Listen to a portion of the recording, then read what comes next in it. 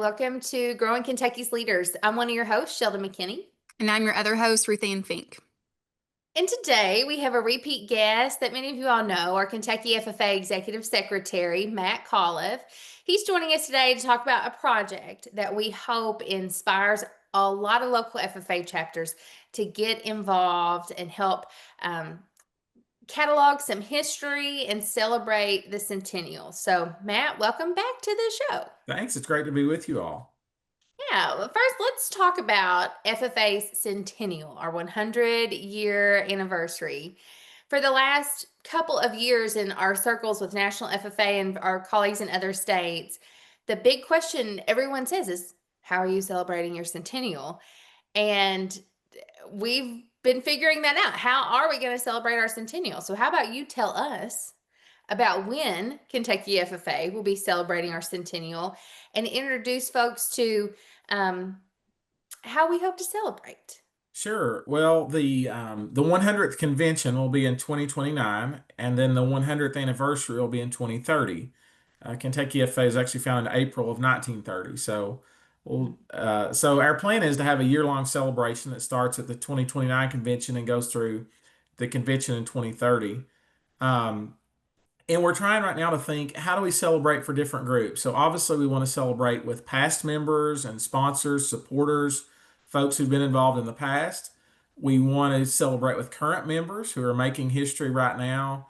And then we also want to use that as a way to cast a vision for the future and think about the next, people always say the next 100 years, but obviously, you have to think about the 5 years and 20 years to get to 100. So we want to think about the past, sort of the past, present, and future, but also to those different lenses of different groups of people.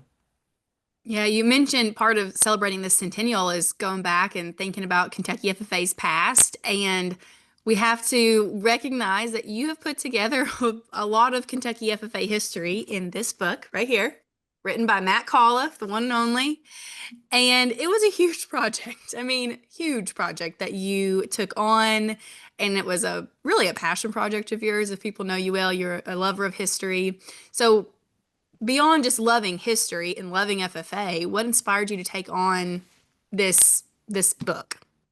Well, when I came into this role, I started inheriting some history, and so I inherited the convention minutes, but also there were some people like James Maddox who would periodically come by our office and give me something or tell me some piece of history, and Dr. Charles Wade and different people. And here's a picture. And I don't know who the people are, but you need to figure out who they are. And so Dr. Charles Byers helped with that a bunch and different folks. And I just had, Ruth Ann, I had a file folder this thick of historical stuff that meant nothing to anyone.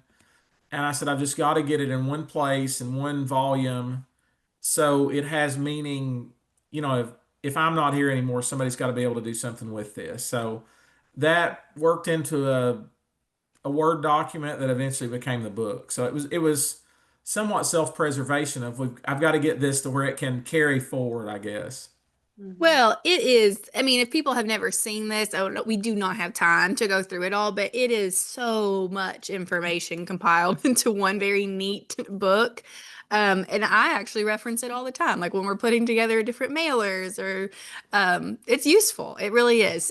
Right. I think one question I want to ask you, which maybe share with the listeners, Mr. Coliff, is when you were putting this together and going through that big file folder and all these things that you were just kind of given along the years, was there anything that really stuck out to you or a piece of history that you uncovered that maybe you didn't know before? Oh gosh, there was so much. I think the one thing, like everybody learns in freshman ag, that New Farmers of America and FFA merged in 1965, and it's like one sentence, and it's so clean and Hmm. neat. But there Yeah. was nothing clean and neat about that process. NFA was underfunded. They didn't have resources. The black high schools at the time, got maybe half the funding that the white high schools had in lots of communities. And they weren't necessarily wanting to merge because Mm. when the schools integrated, a lot of the programs from the African American high schools just kind of just Disappear. vanished. Mhm. And so it was learning that it wasn't as clean and neat maybe as we have been led to think it was. And integration of schools was not clean and neat. It needed to happen, but it was not clean or neat a lot of places. And so it was just getting I guess, a deeper understanding of that whole process and what went on there. And and then seeing, some communities that went really well and it was a good process, and other places it was just not. And so there's a story about, I think it was, I can't remember the county, but Dr. Byers talks about leaving State Fair and seeing the state troopers passing them um, four to a car because they were going somewhere in Western Kentucky to help integrate the schools. We just can't comprehend that today. But that was such Mm-mm. a painful time in our history of our country, but also for the organization. Yeah.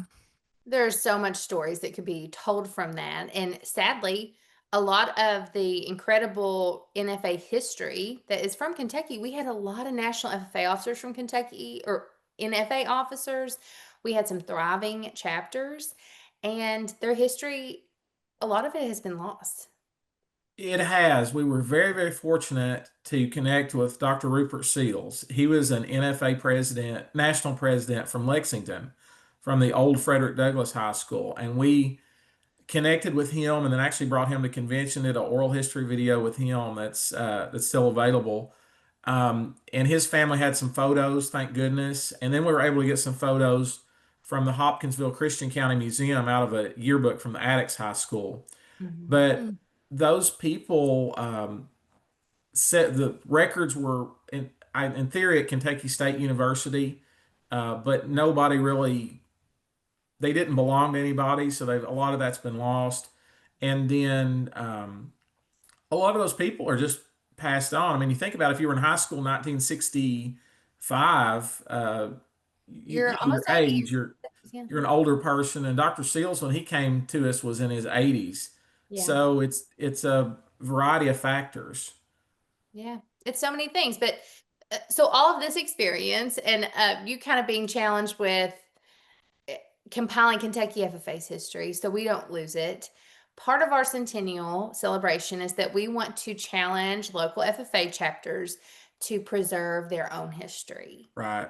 Yeah. And so, what is our hope? The statewide effort, there's some, we're the beginning phases of this project, but um, yeah, it's so important. Tell us more. Well, my hope is that local chapters discover some history that they don't know about, that maybe we don't know about. And so we find a story, a person, something unique that just nobody's ever known about, nobody's ever recorded. I guess, and then I hope that some of that impacts the state history. I mean, obviously, my ultimate goal is that somebody finds an NFA jacket, a Kentucky NFA jacket somewhere in a closet as part of this process. I think that would be the pinnacle of this if that could happen. But I think there's a story, I know there's a story in every county in Kentucky that's ever had FFA about some impact. But I think if we could capture that and find some things that we just didn't know or we never knew existed, that would be so cool to be able to do that. And then all that builds into our state history. Mm. And we're going to talk about your guideline in a minute. However, you're a historian, you've compiled a lot of your family history.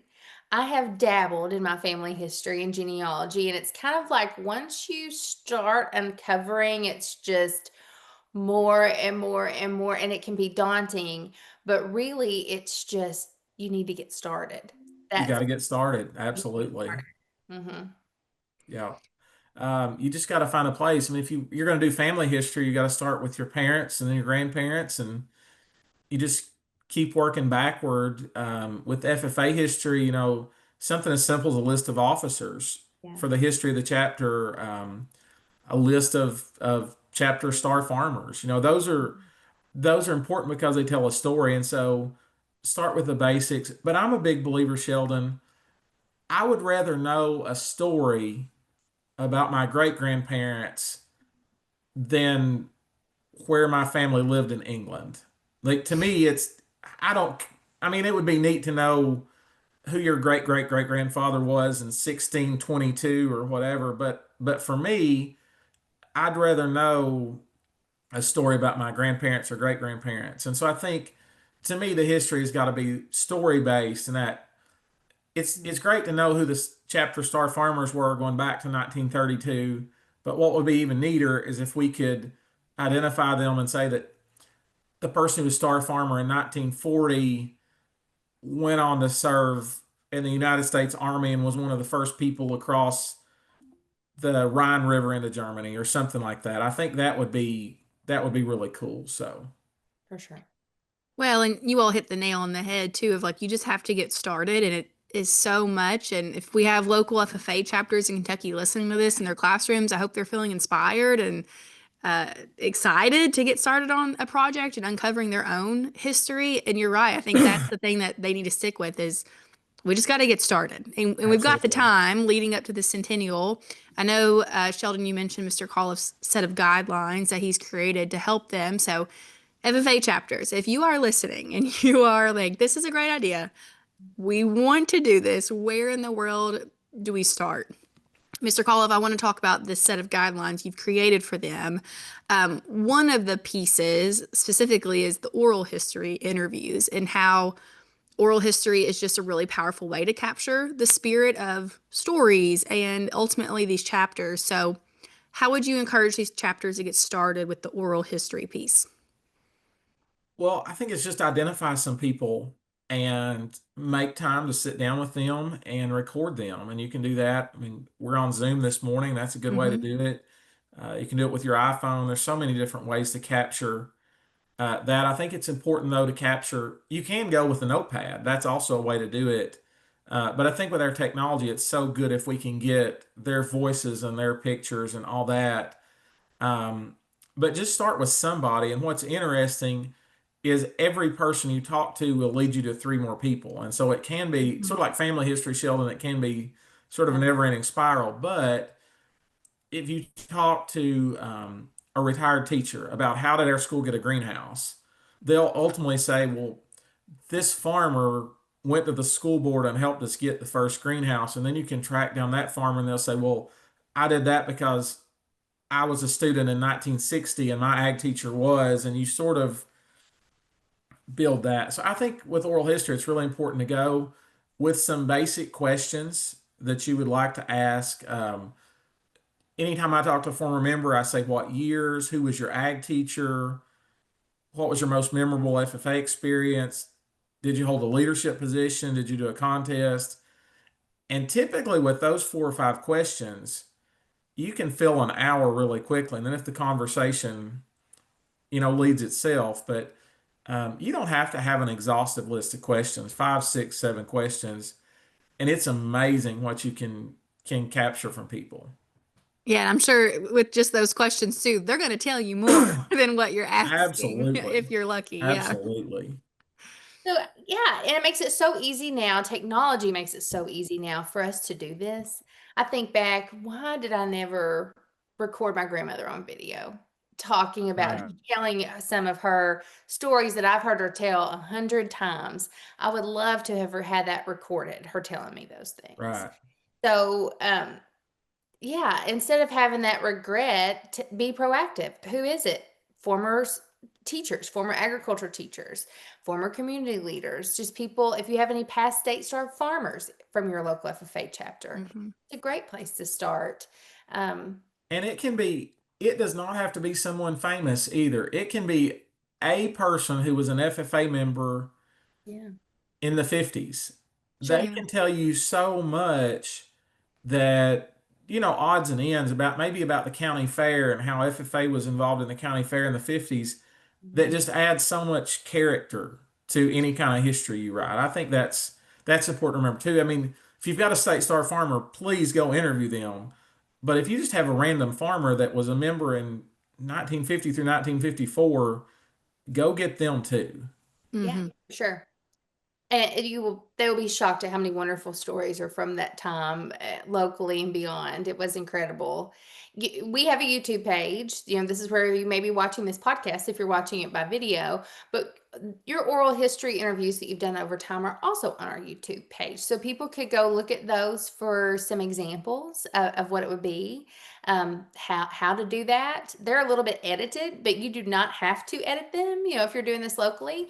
And you could store them on a Google Drive. You could start your own YouTube page. So easy to do. And I'm just so thankful. Brenda Oldfield and Dr. Charles Byers were sort of instrumental in putting those together. And I'm so thankful I did because several of those folks have passed on since then. So we have some really cool stuff there Yeah. that because they pushed to do it. Yeah. Let's talk about photos and memorabilia. We know that every local FFA chapter probably has a closet that's full of old dusty scrapbooks and banquet programs and pictures, pictures, pictures. We too have that at Kentucky FFA. If you've ever been in our archives, hopefully we'll have a really nice new archives at some point. But people hand me boxes of stuff all the time. I go, here's this old thing I found. Do you want this? How could a class, maybe an ag communications class or something like that, take on chronicle, digitizing and creating a system for these old photos and memorabilia? Well, what we did with Kentucky FFA is we bought a decent scanner, not an expensive scanner, but a decent one. And we started scanning photos, and we chose to use a platform called Flickr, Flickr. Mhm. And there's a yearly fee, but it's very cheap. But it allows you to add the photo, but then to add a caption and a title and a description. And so for our photos, what we did is if it had writing on it or it had a caption, we said this is, you know, Billy Fields at the 1937 Shelby County Fair. If it Mhm. didn't have that, we tagged it as SAE, dairy cattle. We just put as many tags on as we could to capture that. And so I think that's a fairly basic process, but any kind of photos are going to degrade over time, no matter Mhm. how they're stored. And so if we can get them digitized now, Yeah. it saves us that. And we all know scrapbooks are big and bulky and they're sitting on shelves collecting dust. And sometimes the glue's coming off the pictures and all that. And so getting them while they're still there and we have a caption, we know what year it was from, that's really valuable. And that's something a chapter could do. And then if you can't identify everyone in a picture, but you have one person, we take it, Ruth Ann, we go to your grandpa and we say, we know this is you, but who are the other people in the picture? And he's able to tell us, and we get that captured right now. That's so valuable to do that as well. Yeah. Oh, yeah. Ruth Ann's going to lead this next question, but this just gets me thinking. When we have state officer reunions, I try to get their state officer scrapbook if they made one from camp and let them come and look at it. And there are, if you're in high school now, your ultrasound pictures were probably on Facebook when, your whole life is online. But these people, if they were a state officer 50, 25 years ago, they're opening that scrapbook. They haven't seen these photos since they made that scrapbook because it's been at camp, they haven't been back. And so I'm just thinking if you were going through and maybe your local chapter go, hey, we're doing the 1985 scrapbook right now and we're scanning, and you could share it on a Facebook updates and go, who are these people? Tag these Right. people if you That's a know great them. idea. What a great way to build and engage your local alumni network. Yeah. Yeah. Yeah, and folks love to share, love to give you pictures of themselves too, because it might prompt you, be like, we're missing the 77, 78 officer team. You'd be amazed how often somebody be like, here's a picture of us. I have it. Yeah. So, Hmm. That's right. It is so inspiring to me, like truly to think about the opportunity for connection that these projects are going to stir up in Kentucky. I'm excited to see some of those Facebook posts come to life and these, I don't know, these relationships made with alumni that are just untapped potential in their communities. If chapters, like we said from the beginning of this podcast, if they just get started and feel inspired to do that and kind of utilize some students and leaders that they have to do, I mean, I'm excited. I'm excited to get to witness third party. One of the things that you have in that guideline, Mr. Chaliff, is I think really neat, called the oldest jacket contest. That's a really creative idea. I appreciate that you have put together creative ideas for chapters to get started with all of this. Tell us what that is and what kind of response do you hope chapters will get from their communities by getting started. Well, and the oldest jacket contest is just a suggestion, I know, but but that's a really fun suggestion. yeah, It I mean, is. who can bring the oldest FFA jacket in from your county, and whether that becomes something that the chapter puts on display, or maybe you just photograph it. But we know there are jackets going back to the 30s. So who has the Yeah. oldest one in Kentucky? And I'd love to find out. I'd Mm. love to see the oldest Kentucky FFA jacket on display at the FFA Leadership Training Center. Yeah.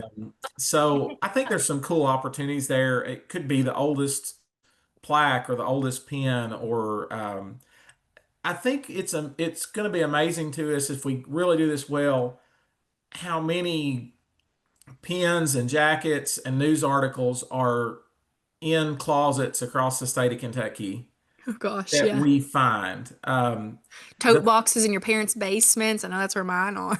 Uh, our first national officer from Kentucky was a guy named John Reese from Owensboro, and unfortunately, we didn't connect with him before he passed away. We could have if we found him sooner, because he lived Mm, to be a fairly old man. But his family came to state convention several years ago, and they had one of his FFA pins, and it was the emblem before it had an eagle on it. So it was wow. just the cross section of her corn. It didn't have the eagle on it, and that got added, I assume, the mid 30s. Wow. So, but they were like, "Oh yeah, we've got this." So I think there's an awful lot out there Yeah. for us to find and catalog and capture, if folks are active in looking for that. Yeah. One of your other projects was to create some lists and to work on lists. And your chapters may already have this, but maybe a list of all people who served as an FFA officers, who received their state degree, who won a state speaking contest or something like that, or just were FFA members. I think this piece of FFA history and data is always shocking to people. And I've probably said it on here before. I've shouted from the rooftops of the FFA Foundation. But if you think how many people in Kentucky have had a Kentucky FFA experience, they were an FFA member at a local FFA chapter at some point and they had an experience. Right. It's it's hundreds of thousands of people. Mm-hmm. Our database of names, contacts, emails up until about 2019 was less than 500 people. Our list now is more than that, but not anywhere, like not even a fraction of what our potential could be. And it's because when people are FFA members, you're in high school, there was a data issue whether we could keep your information or not.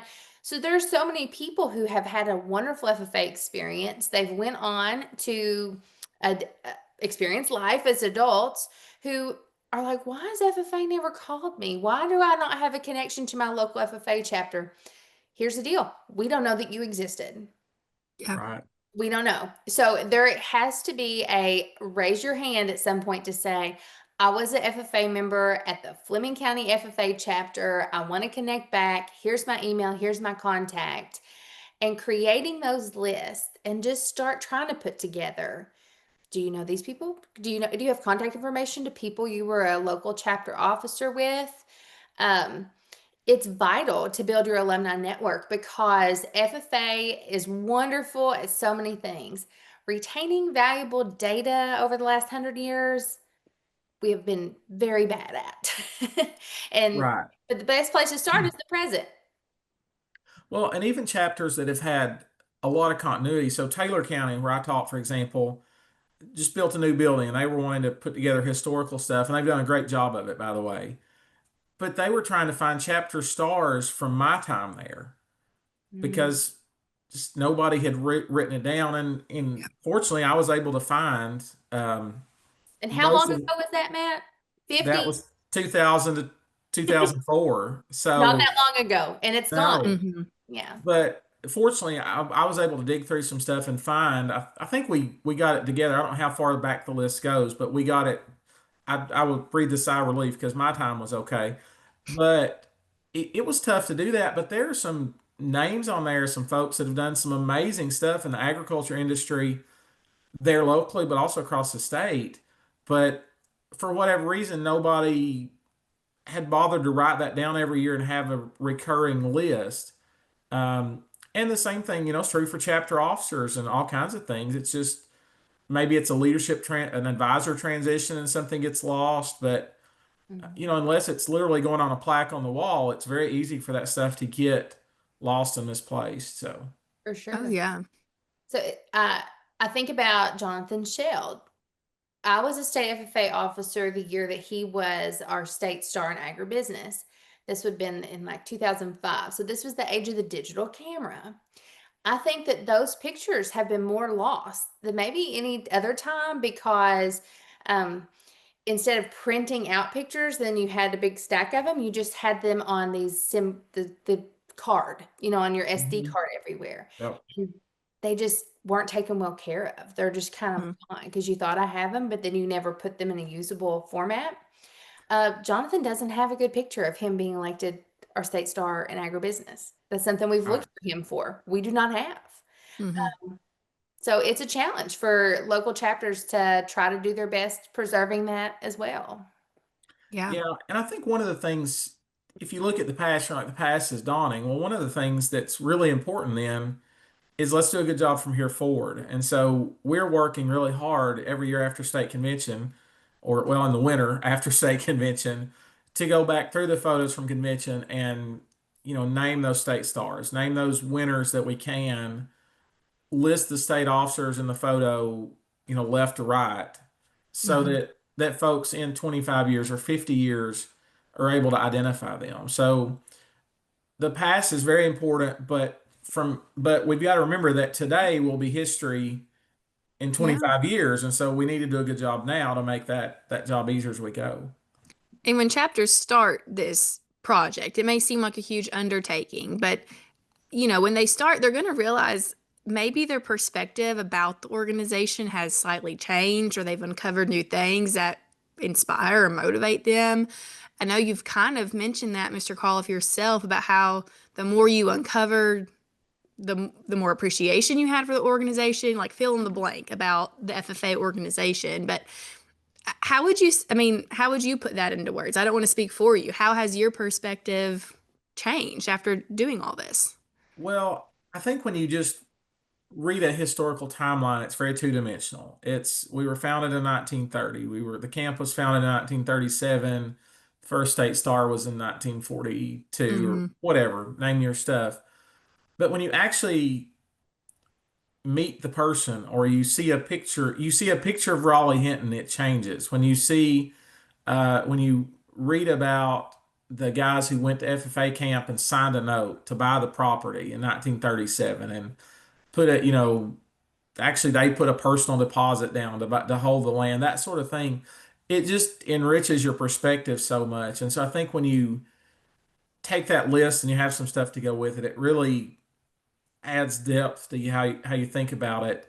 So, for me, when I think about the war years, I think about Linwood Schrader saying that they rode to FFA camp with a spare tire in the back of the car between them because there was a rubber shortage and tires were so bad. And so they're afraid they'd have a blowout. And so they took two spare tires, one in the trunk and one in the back seat between the two guys. And then when you got to camp, you went down to the barn and Slim, the maintenance man, filled your mattress tick with straw at the barn. And you could tell him, if you wanted it really, really filled or not filled Oh, much at Lord. all. But like, How firm you wanted your mattress at camp. yeah, but think about how that changes. Like Yeah. FFA camp was founded in 1937.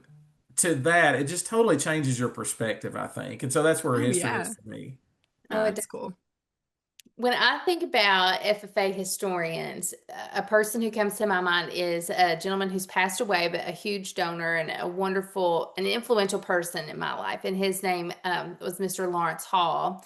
He was the state FFA president in the, not you tell me the exact year, in the 53, I think. 1954 maybe. And he was state president during a big fundraising campaign for the FFA Leadership Training Center. His agriculture teacher in high school, he was from the Caldwell County FFA chapter, went on to be the director of the FFA Leadership Training Center. And they were just, he was very involved in raising that money and how they did that. And he would tell a story of they had a ribbon cutting and a parade in Hardinsburg, and the governor was going to come and they were going to ride together in the back of the car, but the governor girl was late and he was so rude and he just was so, just these stories that you just Yeah. had no idea that was there. Right. But Mr. Hall had a scrapbook from his time in FFA, especially his state officer year, that was this thick, and it was big wooden embossed covers. But he had kept every correspondence that Mm. a state FFA advisor had sent him about, here's where you're going to go on a visit on this day. Here's the address. I've made your reservation at this hotel. He had photos from industry visits with Firestone Tire from the early Right. 1950s, the Kentucky Electric Cooperative, who's still connected to Kentucky FFA. It was incredible. I actually have a picture of Mr. Hall laying over here. Maybe I'll grab it and show him. But I think about how he chronicled his own FFA history, and he had something to share about himself. Have a rich FFA history myself, but I do not have a chronicle like that at all. I'm not a scrapbooker, and I just didn't do that. But if you could challenge every FFA member who's listening on how they could start their own FFA history project for them, what would you have them do? For themselves personally, I think it would be assembling in a Google Drive or in a whatever format, start pulling those pictures, captioning them, and then those documents, that list of what you did and when you did. I think that stuff with who you met, those things would be so valuable to have. And I'm like you, Sheldon, there's probably not but 10 or 12 pictures in existence of me in official dress because it just wasn't Hmm. that big of a thing. We were using disposable cameras, Ruth Ann, that you might vaguely remember those, but that was a big thing then. But you had to pay for the camera, had to pay to have film developed, all these things, and it just didn't happen much. Yeah. But thinking about where you went and what you did, and I see lots of FA members will say, "Well, I save my lanyards and my name badges from every event I go to." Those are eventually going to end up in a trash can somewhere. When you move, at some point, you will move and get rid of those. But those photos and those lists are very easy to keep, very easy to transfer. And I just would challenge every FFA member to really start cataloging that stuff and putting, like I said, the caption on the photo, because at some point you'll be like, I remember this photo, but I don't know who that is. And so Or how old I was. I look back at photos, I'm 30 and I'm like, I don't know how old I was in that photo or yeah, what year of high school I was in. You would think you would never forget that stuff, but you do. And it maybe does get Instagram fuzzy. will solve this for you guys, but It dates all the that. Yeah. person who has had their Facebook hacked and lost it, you should not just depend on your social media platform Mm, to be a keeper of your history. Absolutely. Yeah, it's tough. yeah. Yeah. That's good advice too. Mr. Coliff, as we round out this conversation, you have so many stories that are just like in your brain that you've uncovered over the years and all these projects. What would you leave us with? Like, what is the one story you would leave us with that really captures the essence of Kentucky FFA? So I've struggled to come up with the best one, but this one always sticks out.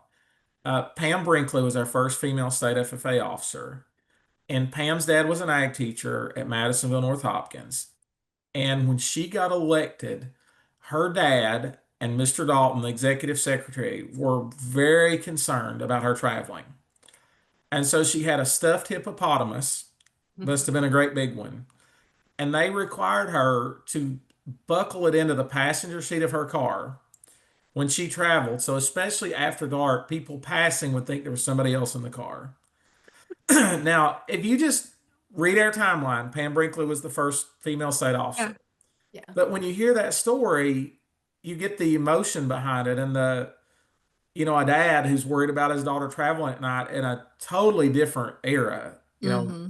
Imagine traveling in 1960 late 1970s versus today. A lot of things have changed, but you just get that richness of it, I think. And that she just laughed telling it to me, but it just says so much about how things have changed and where things are. But I think just makes that date. Anytime I read that, I just laugh out loud because of Pam and her hippopotamus. So I bet she threw a fit over that too. Like, I'm not doing this. This is so stupid. yeah. Maybe she didn't. Maybe she That's left. great. I think she agreed to do it. I assume she did. I don't know if she did it or not, but she agreed to do it anyway. And I'm guessing she probably did. Okay.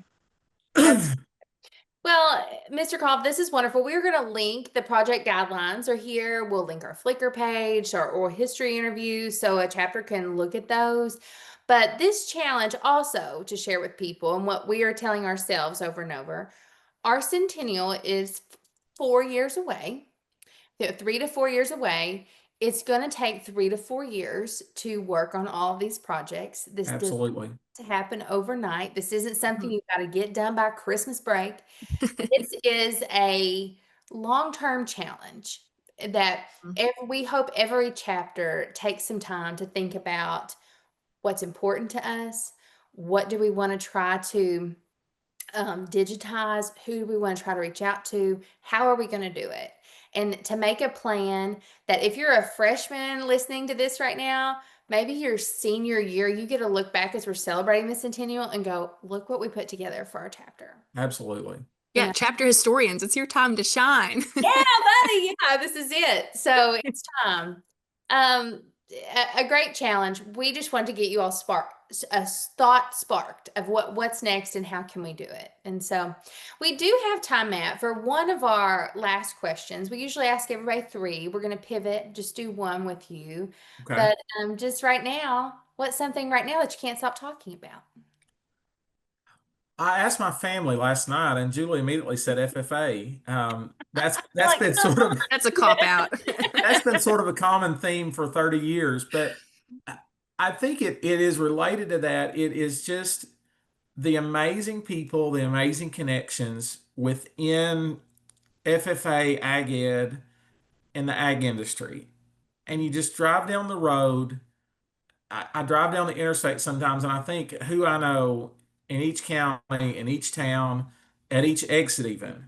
I drove past your exit the other day, Sheldon, and I said, that's Sheldon's exit. yeah. And so I think that's just so special that we have that and you know these people.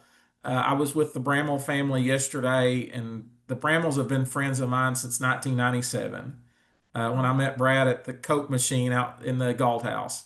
Um, but to have people you're connected with for going on 30 years is just so special Mhm. and so neat. And so I think that's a common theme is I'm always talking about somebody I've met, somebody I know, or some friendship from FFA, Ag Ed, or just agriculture in general. But it's pretty neat.